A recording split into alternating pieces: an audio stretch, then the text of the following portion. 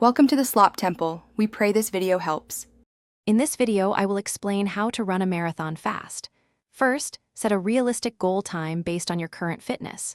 Don't aim for an impossible pace. Instead, focus on gradual improvement. Next, divide the marathon into smaller, manageable segments. This helps maintain a consistent pace and prevents starting too fast.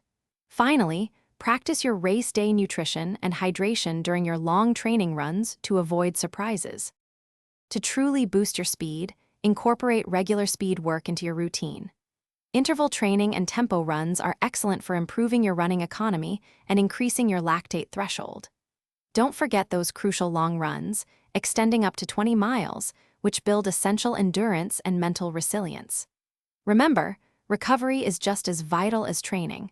Prioritize adequate sleep and active rest days to prevent injury and promote adaptation. On race day, the key is smart execution. Begin conservatively, resisting the temptation to sprint out with the crowd.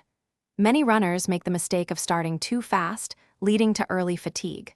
Focus on maintaining a steady, consistent effort, particularly through the middle miles when the excitement wears off. Most importantly, listen to your body.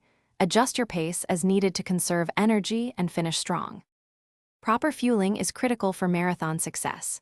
Consume easily digestible carbohydrates before and during the race to ensure a steady energy supply. A strong mental game is equally important. Cultivate a positive mindset and visualize yourself crossing that finish line. Remember, your mind can be your greatest asset.